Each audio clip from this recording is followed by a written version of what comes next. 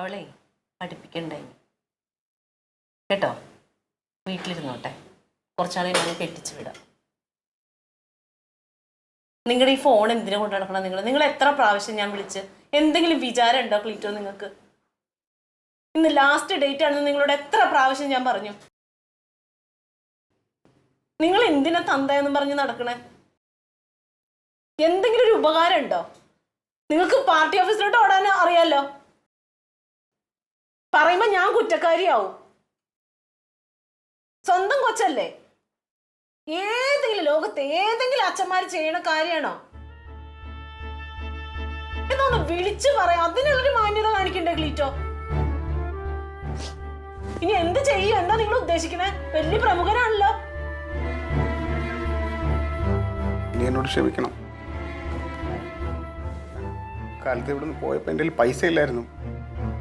പക്ഷേ നിന്നോടത് പറയാനുള്ളൊരു ബുദ്ധിമുട്ടുണ്ടാ. ഞാൻ പൈസ ഉണ്ട്, നീ വന്നാൽ മതി എന്ന് പറഞ്ഞ് 1-2 പേരെ എനിക്ക് പൈസ തരാമെന്ന് പറഞ്ഞതാ. പക്ഷെ അവന്മാരൊക്കെ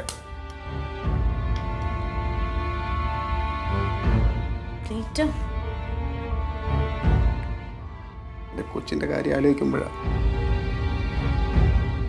അതിന് ക്ലീറ്റോ എന്തിനാ വിഷമിക്കണേ?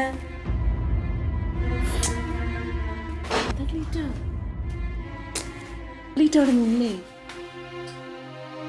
എൻ്റെ മോളുടെ കാര്യം ഇങ്ങനെ ആയിപ്പോയി എന്നുള്ളതാ. ക്ലീറ്റോ, ഞാൻ എന്തെങ്കിലുമൊക്കെ ഇങ്ങനെ പറയണതല്ലേ ക്ലീറ്റോ.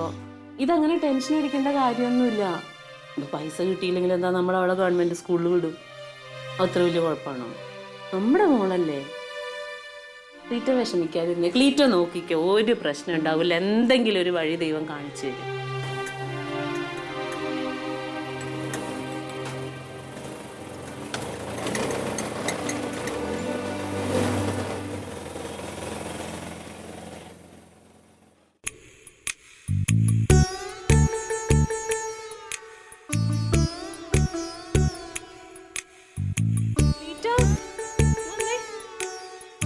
വാ.